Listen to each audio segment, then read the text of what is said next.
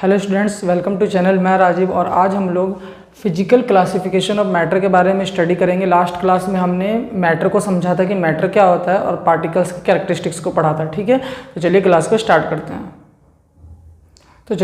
Start करते हैं। Topic है हमारा फिजिकल क्लासिफिकेशन ऑफ मैटर, यानी मैटर के आज हम फिजिकल क्लासिफिकेशन के बारे में डिस्कस करेंगे।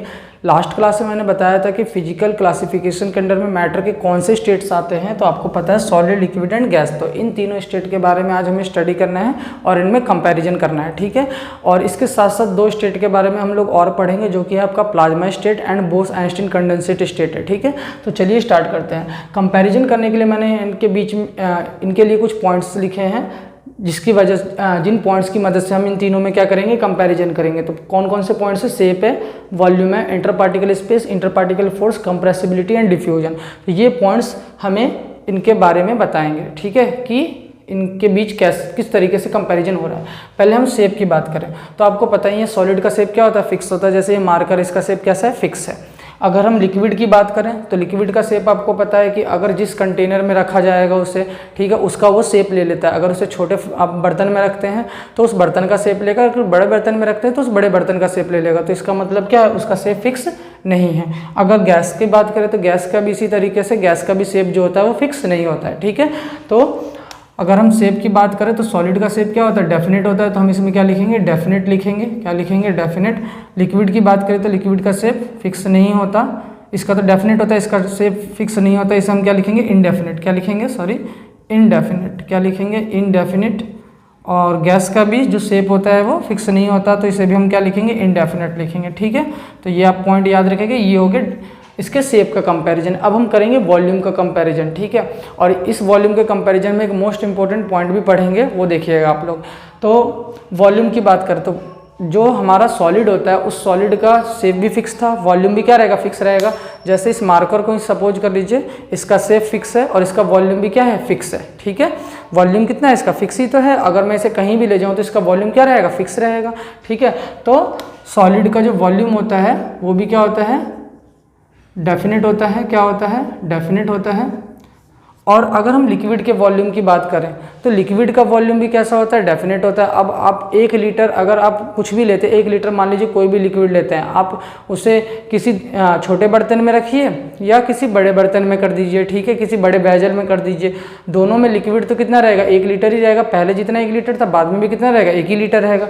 तो वॉल्यूम इसका भी क्या रहता है, फिक्स रहता है, यानी इसका वॉल्यूम कैसा रहता है, डेफिनेट रहता है। कैसा रहता है, डेफिनेट। ठीक है, तो शेप में हमने देखा कि सॉलिड का शेप डेफिनेट था, लिक्विड का शेप इनडेफिनेट था और गैस का भी शेप इनडेफिनेट था। वॉल्यूम की बात करें तो सॉलिड का वॉल्यूम डेफिनेट रहेगा, लिक्विड का वॉल्यूम भी डेफिनेट रहेगा। गैस की वॉल्यूम की बात करें तो गैस का वॉल्यूम जो होता है वो डेफिनेट नहीं होता, वो इनडेफिनेट होता है।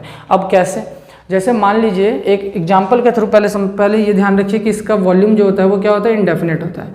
अब इस चीज़ को समझिए, मैं यहाँ पे एक एग्जाम्पल, बहुत अच्छा एग्जाम्पल लेने जा रहा हूँ, तो आप इसे समझिएगा। मान लीजिए कि एक कंटेनर है, छोटा कंटेनर है। ठीक है, इसमें 20 मीटर क्यूब आपका गैस भरा हुआ है, 20 मीटर क्यूब गैस जो है इसमें फिल्ड है। अब हमने इसे किसी बड़े कंटेनर में ओपन कर दिया। ठीक है, यानी इस गैस को हमने किसी बड़े कंटेनर में डाल दिया। अब इस बड़े कंटेनर का मान लीजिए, इस बार मैं गैस का नहीं दे रहा हूँ, यहाँ पर जो है 20 मीटर क्यूब किसका वॉल्यूम मैंने दे रखा है, ये वॉल्यूम मैंने दे रखा है गैस का। यहाँ पे मैं गैस का वॉल्यूम दे रहा हूँ, किसका वॉल्यूम दे रहा हूँ, मैंने आपको छोटे कंटेनर का वॉल्यूम नहीं दे रखा। ये 20 मीटर क्यूब जो है मान लीजिए ये गैस का वॉल्यूम है। किसका वॉल्यूम है, गैस का। अब हमने इस गैस को इस बड़े कंटेनर में खाली कर दिया। ठीक है, और इस बड़े कंटेनर का मुझे यहाँ पे वॉल्यूम पता है कि इस बड़े कंटेनर का वॉल्यूम कितना है, 100 मीटर क्यूब। अब अगर मैं आपसे ये कहूँ कि जब आपने गैस को यहाँ पे खाली किया तो गैस का वॉल्यूम कितना हो जाएगा, तो गैस का वॉल्यूम भी कितना हो जाएगा, 100 मीटर क्यूब। ये कंटेनर का वॉल्यूम था। यहाँ गैस का अगर वॉल्यूम की बात करें कि गैस का वॉल्यूम कितना होगा, तो गैस का वॉल्यूम भी कितना हो जाएगा, 100 मीटर क्यूब हो जाएगा। ठीक है, कितना हो जाएगा, 100 मीटर क्यूब। क्लियर है। तो जो सॉलिड है हमारा, उसका जो वॉल्यूम होता है वो डेफिनेट होता है, लिक्विड का वॉल्यूम भी डेफिनेट होता है, और गैस जिस भी कंटेनर में जाता है उस कंटेनर का जो वॉल्यूम है गैस का भी वॉल्यूम वही हो जाता है। तो आप ये ध्यान रखिएगा, अगर कहीं कोई न्यूमेरिकल ऐसा आ जाता है जहाँ पे ये बोला जाए कि इस गैस को दूसरे कंटेनर में खाली कर दिया गया, ठीक है, एम्प्टी कर दिया गया, और उस कंटेनर का वॉल्यूम XYZ कुछ भी है, तो गैस का वॉल्यूम क्या होगा, तो गैस का वॉल्यूम भी वही होगा जो जिस कंटेनर में उस गैस को एम्प्टी किया गया है, यानी इस कंटेनर में एम्प्टी किया गया, तो इस कंटेनर का जो वॉल्यूम था 100 मीटर क्यूब, तो गैस का वॉल्यूम भी कितना होगा 100 मीटर क्यूब होगा। क्लियर है। अब हम बात करते हैं इंटर पार्टिकल स्पेस की। ये बहुत ही इंपॉर्टेंट है इंटर पार्टिकल स्पेस, क्योंकि इंटर पार्टिकल स्पेस और इंटर पार्टिकल फोर्स ये दोनों ही बहुत ज़्यादा इंपॉर्टेंट है। जब हम conversion of states of matter पढ़ेंगे, यानी एक स्टेट से दूसरे स्टेट में हम जब जाएंगे यानी कन्वर्ट करेंगे, तो कन्वर्जन ऑफ स्टेट्स में जो सबसे इंपॉर्टेंट पॉइंट होता है जो हमें conversion of states of matter के बारे में बताता है, वो ये दोनों पॉइंट्स होते हैं, inter particle space and inter particle force. तो इसे ध्यान से देखिए। अगर इंटर पार्टिकल स्पेस की बात करें, और ये सारी चीज़ें जो डिफाइन हो रही हैं, जैसे हमने स्टार्टिंग में तो वैसे शेप ले लिया, वॉल्यूम ले लिया, ये सारी चीज़ें ले ली, लेकिन ये सारी चीज़ें बेसिकली किसकी वजह से डिफाइन है, इंटर पार्टिकल स्पेस की वजह से ही डिफाइन है। ठीक है, तो अगर हम इन दोनों पॉइंट्स को समझ ले तो हम ये सारे पॉइंट्स क्लियर कर सकते हैं। पहले भले ही हमने इसके बारे में समझा, लेकिन मेन हमारा ये इंटर पार्टिकल स्पेस ही होता है। अब इंटर पार्टिकल स्पेस क्या होगा, सॉलिड में जो इंटर पार्टिकल स्पेस होता है बहुत ही कम होता है, वेरी लेस। क्या होता है, वेरी लेस, यानी बहुत ही कम स्पेस होता है, बहुत ही ज़्यादा कम। इसलिए इनका शेप क्या था, डेफिनेट था। क्या था, शेप जो था इनका डेफिनेट था। तो इंटर पार्टिकल जो स्पेस होता है वो क्या होता है, बहुत ही कम होता है। इनमें लिक्विड में अगर बात करें इंटर पार्टिकल स्पेस, यानी इसमें इंटर पार्टिकल स्पेस क्या होगा, जैसे मान लीजिए कि एक अगर इस तरीके से है, ठीक है, तो इसमें बहुत सारे पार्टिकल्स मौजूद होंगे और पार्टिकल्स के बीच में जो स्पेस होगा वो बहुत ही क्या होगा, कम होगा। ठीक है, अगर हम लिक्विड की बात करें तो लिक्विड में इन कंपैरिजन टू सॉलिड जो इंटर पार्टिकल स्पेस होगा वो क्या होगा, थोड़ा सा ज़्यादा होगा, यानी जो स्पेस होगा, स्पेस, ठीक है, greater than solid. Greater than क्या कहेंगे, solid, greater than solid. Solid से क्या होगा, ज़्यादा होगा, यानी यहाँ पे जो इंटर पार्टिकल स्पेस होगा, यहाँ जो आपका इंटर पार्टिकल स्पेस होगा वो आपके सॉलिड के कंपैरिजन में, सॉरी, लिक्विड का जो इंटर पार्टिकल स्पेस होगा वो सॉलिड के कंपैरिजन में क्या होगा, थोड़ा सा ज़्यादा होगा, यानी इसके पार्टिकल्स थोड़े से क्या रहेंगे, दूर दूर रहेंगे। ठीक है, अगर हम गैसेस स्टेट की बात करें तो गैसेस स्टेट में जो पार्टिकल्स होते हैं वो काफ़ी दूर दूर रहते हैं, यानी इनके कंपैरिजन में बहुत ही ज़्यादा दूर, यानी इनके बीच में काफ़ी ज़्यादा स्पेस रहेगा। यानी यहाँ पे वेरी हम ऐसा लिख सकते हैं कि very much space, very much space, यानी यहाँ जो स्पेस होगा वो बहुत ही क्या होगा, ज़्यादा होगा। ठीक है, तो सॉलिड की अगर बात करें तो सॉलिड में देखिए इसका शेप जो डेफिनेट था वो इसी वजह से था क्योंकि इसके पार्टिकल जो थे वो पास पास थे। ठीक है, पार्टिकल के बीच में कोई स्पेस नहीं है। इसका भी शेप, इसका शेप इनडेफिनेट था। क्यों शेप इनडेफिनेट था, क्योंकि इसके पार्टिकल्स थोड़े दूर दूर है, तो वो पार्टिकल्स दूर दूर है, तो जिस कंटेनर में जा रहे थे तो उसका शेप इसीलिए ले पा रहे थे क्योंकि इनके पार्टिकल्स दूर दूर हैं। ठीक है, इनके पार्टिकल्स के बीच में थोड़ा सा स्पेस है, और गैसियस में तो पार्टिकल्स बहुत ही ज़्यादा दूर दूर रहते हैं, वेरी मच स्पेस होता है, इसमें सबसे ज़्यादा स्पेस होता है। ठीक है, अब इस वाले पॉइंट को इंटर पार्टिकल फोर्स को आप इसकी मदद से समझ सकते हैं। यहाँ पे अगर पार्टिकल के बीच का स्पेस बहुत ही कम है तो बताइए इसके बीच लगने वाला फोर्स क्या होगा, ज़्यादा होगा, क्योंकि फोर्स ज़्यादा है, फोर्स सबसे ज़्यादा है, मैक्सिमम फोर्स है, तभी तो ये पार्टिकल्स पास पास हैं। तो हम ये कह सकते हैं कि सॉलिड में जो इंटर पार्टिकल फोर्स होता है वो क्या होता है, मैक्सिमम होता है। क्या होता है, मैक्सिमम होता है। क्यों, क्योंकि इसके रीजन क्या है, what is the reason that inter particle force between the particles in the solid is very much. आप बताएंगे क्योंकि इंटर पार्टिकल जो स्पेस होते हैं वो बहुत ही, उनके बीच में स्पेस क्या होता है, कम होता है। अगर हम बात करें लिक्विड की तो सॉलिड के कंपैरिजन में क्या हो जाएगा, थोड़ा सा कम हो जाएगा इसमें फोर्स। ठीक है, तो यानी हम ये कह सकते हैं मॉडरेट कह सकते हैं। क्या कह सकते हैं, मॉडरेट। क्या कह सकते हैं, मॉडरेट रहता है। क्या रहता है, मॉडरेट। यहाँ पे भी आप ग्रेटर देन सॉलिड के बजाय आप मॉडरेट लिख सकते थे, यानी मॉडरेट का मतलब इनके कंपैरिजन में क्या रहता है, थोड़ा सा स्पेस क्या रहता है, ज़्यादा रहता है। ठीक है, और यहाँ पे हाई रहता है, हाई का मतलब इस पर सबसे ज़्यादा। तो आप इस तरीके से भी, जैसे मैं यहाँ लिख रहा हूँ वैसे यहाँ पे भी आप लिख सकते हैं। ठीक है, अब यहाँ पर अगर हम बात करें फोर्स क्या होगा, सबसे कम होगा। क्यों, क्योंकि पार्टिकल्स बहुत दूर दूर है। अगर पार्टिकल्स बहुत दूर दूर है इसका मतलब क्या है, इसका मतलब है कि उनके बीच लगने वाला फोर्स बहुत ही कम है, तो यहाँ पर फोर्स क्या होगा, लेस होगा। अब ये नहीं कि आप बिल्कुल सेम टू सेम ऐसा यहाँ मैक्सिमम लिख दीजिएगा, नहीं, यहाँ पर इंटर पार्टिकल स्पेस बहुत ही कम है। अगर आप ऐसे लैंग्वेज में लिखना चाहते हैं तो कैसे लिखेंगे, यहाँ पे स्पेस बहुत ही कम है तो आप कहेंगे लेस स्पेस है। क्या है, लेस स्पेस। ठीक है, वेरी लेस, ये वाला यहाँ पॉइंट आ गया। यहाँ पे आप लिखेंगे मॉडरेट, और ये वाला मैक्सिमम यहाँ पे आ जाएगा क्योंकि यहाँ पे बहुत ही ज़्यादा स्पेस है तो मैक्सिमम स्पेस है। ठीक है, तो आपको ये पॉइंट क्लियर हो गया इंटर पार्टिकल फोर्स के बारे में कि पार्टिकल्स पास पास है तो maximum force, particle comparison to यहाँ पर जो है इससे दूर दूर है तो मॉडरेट फोर्स होगा, और यहाँ सबसे ज़्यादा दूर है तो यहाँ पे कम फोर्स होगा, लेस फोर्स होगा। और ये पॉइंट आप ध्यान रखिएगा, ये आपके conversion of states of matter में सबसे इंपॉर्टेंट रोल आपका प्ले करेगा, ठीक है। तो आप लोग इन पॉइंट्स को ध्यान रखेंगे। अब बात करते हैं कंप्रेसिबिलिटी की। इसके पार्टिकल पास पास है तो इसे आसानी से कंप्रेस नहीं किया जा सकता है, तो नॉट इजिली कंप्रेसिबल। क्या अगर मैं इस मार्कर को कंप्रेस करने की कोशिश करूँ तो क्या आसानी से कंप्रेस हो सकता है? नहीं हो सकता ना। तो ये क्या होगा? नॉट कंप्रेस्ड इजिली, ये आसानी से कंप्रेस नहीं हो सकता, ठीक है। अगर हम बात करें किसके, लिक्विड के कंप्रेसिबिलिटी की बात करते हैं, इसमें मॉडरेट होगा, ये तो कंप्रेसिबल होता है। आप वाटर को इन कंपैरिजन टू सॉलिड क्या कर सकते हैं? कंप्रेस कर सकते हैं, तो ये कंप्रेसिबल होता है। क्या होता है? कंप्रेसिबल। इसे आप कह सकते हैं कि ये क्या होता है? कंप्रेसिबल होता है। अगर हम गैस की बात करें तो सबसे ज़्यादा कंप्रेस कर सकते हैं। देखिए ये देखिए, ये पूरा एयर में क्या है आपके? गैस। ये एयर क्या है? गैस ही तो, इसको मैंने पूरी तरह से कंप्रेस कर दिया, तो हाई कंप्रेसिबल, ये बहुत ही ज़्यादा क्या होता है? कंप्रेसिबल होता है, ठीक है।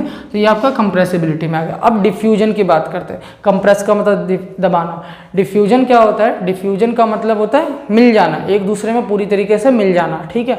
अगर हम बात करें, मैं इस मार्कर को लूँ, ठीक है, और एक किसी और दूसरे मटेरियल को ले लूँ और दोनों को एक साथ रख दूँ, तो क्या वो एक दूसरे में मिल जाएंगे? यानी डिफ्यूज हो जाएंगे। डिफ्यूज का मतलब होता है एक दूसरे के पार्टिकल का मतलब इसके पार्टिकल्स का दूसरे के पार्टिकल के अंदर चले जाना, मिल जाना, ठीक है। इसके पार्टिकल्स का निकल के दूसरे मटेरियल, यहाँ इसके बगल में मान लीजिए दूसरा मटेरियल कोई रखा है, मान लीजिए कि एक पेंसिल ही रखी है, तो इसके पार्टिकल्स का उसके पार्टिकल में पूरी तरह से चले जाना, वो हमारा क्या कहलाता है? डिफ्यूजन कहलाता है। तो क्या ऐसा होगा? नहीं होगा। यहाँ पे सॉलिड के केस में नहीं होगा।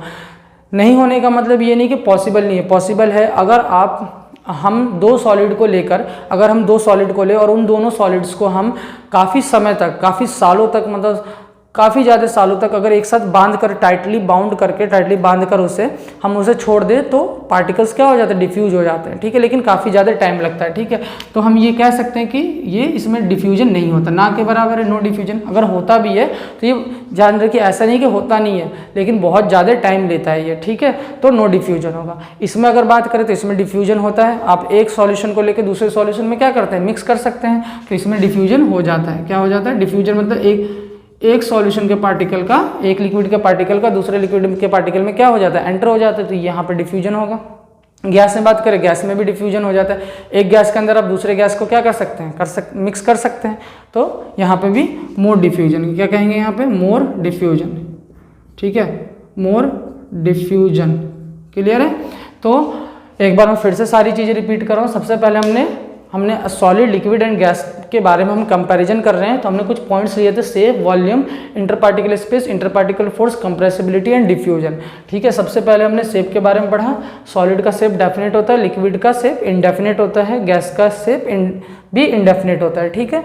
वॉल्यूम में सॉलिड का वॉल्यूम डेफिनेट, लिक्विड का भी डेफिनेट होगा, जिस भी कंटेनर में डालेंगे वॉल्यूम तो फिक्स रहेगा, बस शेप चेंज हो जाता है, ठीक है। और गैस का भी वॉल्यूम क्या होता है? इंडेफिनेट होता है। ये पॉइंट आप याद रखिएगा कि जिस भी कंटेनर में डाला जा रहा है, यहाँ इस कंटेनर में उसे एम्प्टी किया गया, तो इस कंटेनर का जो वॉल्यूम होगा वही आपका गैस का वॉल्यूम भी हो जाएगा, ठीक है।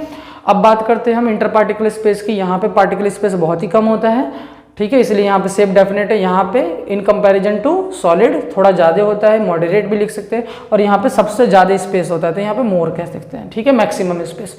पार्टिकल पास है तो फोर्स ज़्यादा लगेगा, मैक्सिमम फोर्स। पार्टिकल थोड़े दूर दूर है तो मॉडरेट फोर्स लगेगा इन कंपैरिजन टू, और यहाँ पे तो काफ़ी ज़्यादा दूर दूर है तो यहाँ पे फोर्स बहुत ही कम लग रहा है, नहीं लेस फोर्स है, ठीक है।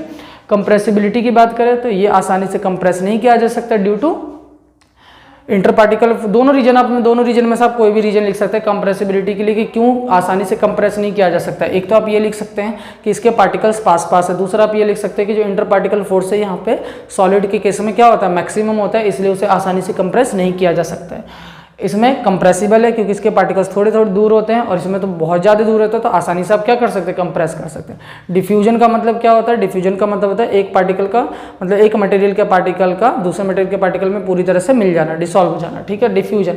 तो सॉलिड स्टेट में तो होता नहीं है, नहीं होने का मतलब ये नहीं कि कभी नहीं होता। अगर आप कई सालों तक छोड़ देंगे रखकर, जैसे आपने मैंने बताया कि पेंसिल आपको ले लीजिए, इस मार्कर को ले लीजिए, आप बिल्कुल इसे टाइट से बांध कर रख दीजिए, तो कई सालों के बाद आप देखेंगे कि इसके पार्टिकल जो है इसके अंदर एंटर कर जाते हैं, ठीक है। तो उसे हम डिफ्यूजन कहते हैं। लिक्विड के केस में होता है और गैस के केस में भी डिफ्यूजन होता है। तो ये आपका था कंपैरिजन किसके बीच में, सॉलिड, लिक्विड एंड गैस के बीच में। एक बार आप लोग इसका स्क्रीनशॉट ले लीजिए और अच्छी तरह से इस टेबल को बना लीजिएगा, ठीक है। स्क्रीनशॉट लीजिए। ये अब हम बाकी के दो जो अदर स्टेट्स हैं उनके बारे में स्टडी करते हैं। तो एक प्लाज्मा है हमारा और दूसरा हमारा बोस-आइंस्टीन कंडेंसेट। तो पहले हम प्लाज्मा के बारे में स्टडी करते हैं कि प्लाज्मा होता क्या है। अगर हम प्लाज्मा के बारे में बात करें कि प्लाज्मा क्या होता है, तो कुछ पॉइंट्स मैं यहाँ पे नोट आउट कर रहा हूँ, उसके आप नोट कर लीजिएगा और उसके बाद जो है हम इसे समझेंगे कि प्लाज्मा होता क्या है, ठीक है। तो प्लाज्मा क्या होता है, it is hot ionised gas, it is hot ionised gas, ये एक हॉट आयोनाइज्ड गैस है, sorry, it is hot ionised gas, it is similar to gas, it is similar to gas, it does not have a definite shape, does not have a definite shape and definite volume,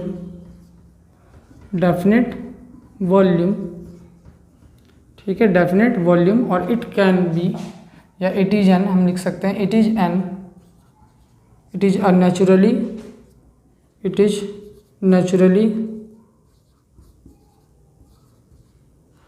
naturally obtained in stars, और stars में हम include कर देते हैं किसको, सन को भी, including किसको, सन को।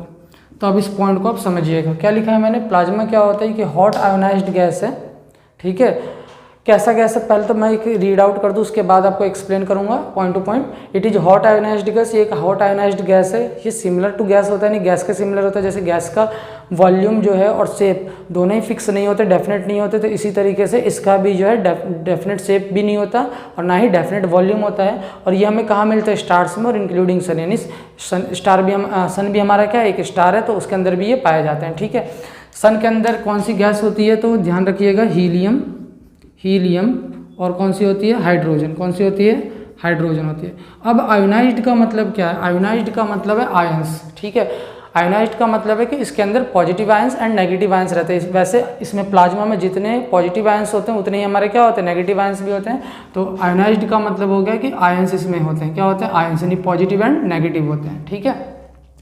अब प्लाज्मा जो होता है वो गैस के सिमिलर होता है, ना तो इसकी डेफिनेट शेप होती है और ना ही इसका क्या होता है, वॉल्यूम भी फिक्स होता है। और ये बहुत ही ज़्यादा गर्म होता है। जब गैस को बहुत ही ज़्यादा टेम्परेचर दिया जाता है, ठीक है, तो वो आयोनाइज्ड हो जाता है। आयोनाइज्ड का मतलब, आयोनाइज्ड किस तरीके से होता है, जब एटम में से कोई इलेक्ट्रॉन बाहर निकलता है तो एक तो वो नेगेटिव हो गया इलेक्ट्रॉन, और एटम हमारा किस में कन्वर्ट हो जाएगा, पॉजिटिव में। एटम में से अगर मान लीजिए एक इलेक्ट्रॉन निकलता है तो एक तो नेगेटिव आयन हो गया, ठीक है, इलेक्ट्रॉन, और दूसरा हमारा ये एटम जो है ये पॉजिटिव आयन की तरह काम करेगा, नहीं केटायन की तरह ये वर्क करने लगता है, ठीक है, पॉजिटिव आयन की तरह।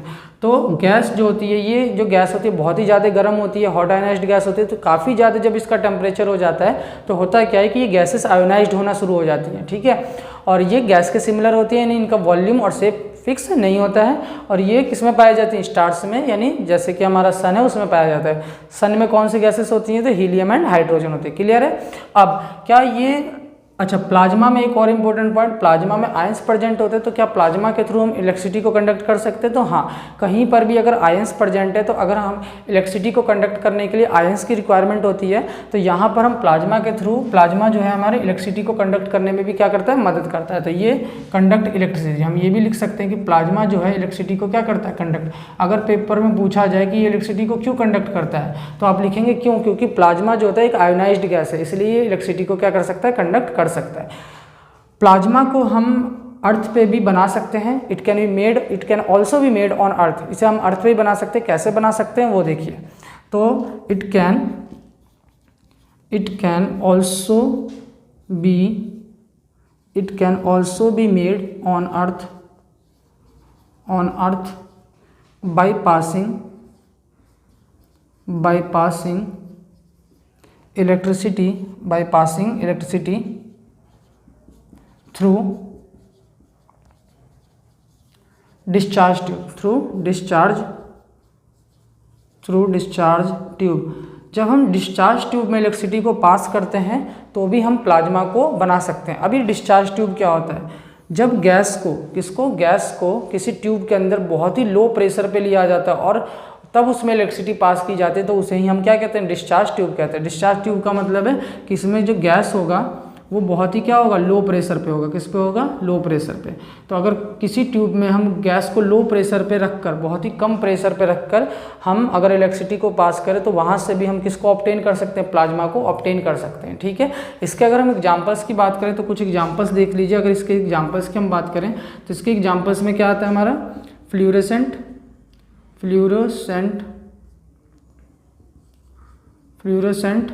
जो ट्यूब होते हैं या जो बल्ब होते हैं, ये इसके क्या हैं, एग्जाम्पल्स हैं। ठीक है, ये फ्लूरोसेंट ट्यूब और जो बल्ब हैं ये इसमें प्लाज्मा ही मौजूद है। ठीक है ना।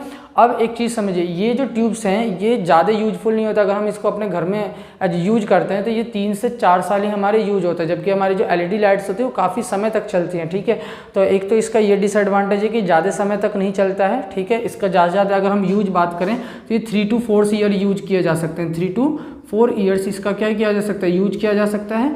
और अब हम इसमें बात करें 3 to 4 ईयर्स यूज होगा और ये इन्वायरमेंट के लिए भी हार्मफुल होता है। क्यों हार्मफुल होता है, एक चीज़ ये ध्यान रखिए कि इसमें जो है पहले इसमें ना लेयर एक होती है, फ्लूरो की एक लेयर होती है। तो होता क्या, पहले इसमें अल्ट्रा वायलेट रेडिएशन निकलता है। ठीक है, ये थोड़ा सा एक्स्ट्रा है, आप लोग ध्यान रखिएगा। ठीक है ना। तो इसमें क्या होता है कि अल्ट्रा वायलेट रेडिएशन पहले क्रिएट होता है। क्या क्रिएट होता है, अल्ट्रा वायलेट रेडिएशन। ठीक है, और फिर वो कन्वर्ट हो जाता है किसमें, विजिबल लाइट में। किसमें, विजिबल लाइट में क्या हो जाता है, कन्वर्ट हो जाता है। ठीक है, और ये हमारे एनवायरनमेंट के लिए क्या होता है, हार्मफुल होता है, इसलिए इसका ज़्यादा यूज हम करते नहीं है। ठीक है, तो प्लाज्मा क्या होता है, आपको इसके बारे में देखिए, प्लाज्मा के बारे में आपको ज़्यादा जानना नहीं है, आपके सिलेबस में है लेकिन इतने बड़े लेवल पर नहीं है, बिल्कुल थोड़ा सा इसके बारे में आपको पढ़ना है। ठीक है, तो इतनी चीज़ काफ़ी है आपके लिए। तो प्लाज्मा क्या होता है, ये एक हॉट आयोनाइज्ड गैस होता है। जब किसी गैस को हम ज़्यादा गर्म करते हैं तो वो आयोनाइज्ड होता है। ठीक है, और ये गैस के सिमिलर होता है, इसका भी शेप एंड वॉल्यूम फिक्स नहीं होता है और ये स्टार्स में पाया जाता है इंक्लूडिंग सन। सन में कौन सी गैसें होती हैं जिनका आयोनाइजेशन हुआ रहता है, तो हीलियम का और हाइड्रोजन का। ठीक है, इसे अर्थ, और ये आयंस प्रेजेंट है इसलिए इलेक्ट्रिसिटी को भी क्या कर सकता है, कंडक्ट कर सकता है। साथ में ये समझिए कि इसे अर्थ पे बनाया जा सकता है। कैसे, जब डिस्चार्ज ट्यूब में हम इलेक्ट्रिसिटी को क्या करते हैं, पास करते हैं। अब डिस्चार्ज ट्यूब किसे कहते हैं, जब हम गैस को बहुत ही लो प्रेशर पर लेते हैं और इलेक्ट्रिसिटी को पास करते हैं तो उसी को हम क्या कहते हैं, डिस्चार्ज ट्यूब कहते हैं। ठीक है, इसका एग्जांपल क्या हमने देखा, फ्लोरेसेंट ट्यूब एंड बल्ब। ठीक है, इसका ज़्यादा यूजेज नहीं है, 3 to 4 ईयर हम इसे यूज कर पाते हैं और इसमें पहले अल्ट्रा वायलेट रेडिएशन प्रोड्यूस होती है और वो बाद में किस में कन्वर्ट हो जाती है, विजिबल लाइट। विजिबल लाइट का मतलब होता है जिसे आप देख रहे हैं, ये कैसी लाइट है, विजिबल लाइट है। ठीक है, तो एक बार आप लोग इसका स्क्रीनशॉट ले लीजिए। चलिए आज का लास्ट टॉपिक पढ़ते हैं। लास्ट जो है हमारा वो है बोस आइंस्टीन कंडेंसेट। हमने प्लाज्मा के बारे में स्टडी कर लिया, अब हम स्टडी करते हैं किसके बारे में, बोस आइंस्टीन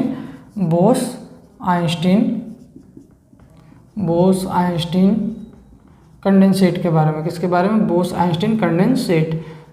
ये भी मैटर का एक स्टेट है। अब ये स्टेट कैसे ऑब्टेन होता है इसे हम शॉर्टकट में थोड़ा समझेंगे। ठीक है, किस तरीके से स्टेट ऑब्टेन होता है। जब हम गैस को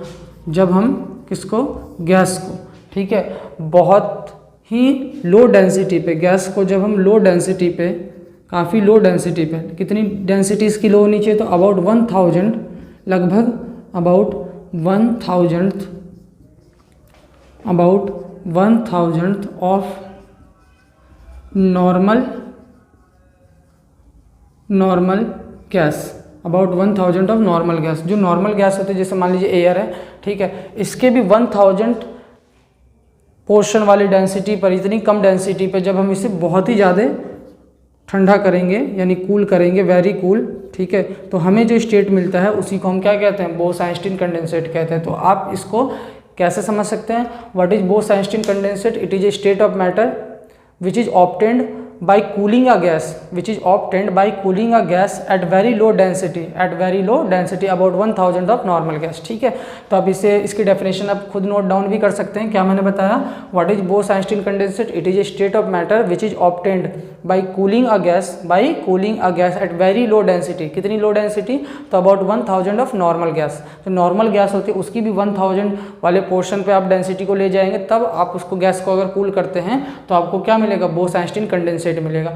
डेंसिटी को आप समझ लिए कि डेंसिटी का मतलब क्या, लो डेंसिटी का मतलब, जैसे मान लीजिए कि नॉर्मल गैस की डेंसिटी का मतलब है कि जैसे मान लीजिए कि इसमें ये कितने पार्टिकल्स थे, नॉर्मल गैस के मान लीजिए इतने सारे ये पार्टिकल्स थे। अब डेंसिटी कम करने का मतलब है कि कंटेनर इतना ही बड़ा लेकिन पार्टिकल्स कितने रहेगा, मान लीजिए 2 या 3 पार्टिकल रहेगा, तो इसी को हम कहते हैं डेंसिटी। जैसे अगर मान लीजिए कि एक क्लास में 4 बंदे बैठे हुए हैं, ठीक है, और उसी साइज के एक दूसरी क्लास में 10 बंदे बैठे हुए हैं, तो किस रूम की डेंसिटी ज़्यादा होगी, जिसमें 10 लोग हैं। ठीक है, तो अगर हम डेंसिटी इतनी कम कर दें कि पार्टिकल्स इतने ज़्यादा दूर हैं और तब हम उसको ठंडा करें, तो जो स्टेट हमें मिलती है उसी को हम क्या कहते हैं, बोस-आइंस्टीन क्या कहते हैं, कंडेंसेट कहते हैं। क्लियर हो गया होगा आपको। और इसके एग्जांपल में आप लोग लिख लीजिएगा लिक्विड हीलियम। क्या लिख लीजिएगा, लिक्विड हीलियम। इसका एग्जांपल जो है वो क्या है, लिक्विड हीलियम। क्लियर, एक बार आप लोग इसका स्क्रीनशॉट ले लीजिए। आई होप आपको ये सारे पॉइंट्स क्लियर हो गए होंगे। नेक्स्ट क्लास में हम लोग conversion of states of matter के बारे में पढ़ेंगे, जिसमें हम melting, boiling, sublimation in process के बारे में जानेंगे। तब तक के लिए हमारे चैनल को लाइक कीजिए, सब्सक्राइब कीजिए एंड शेयर कीजिए। Thank you very much.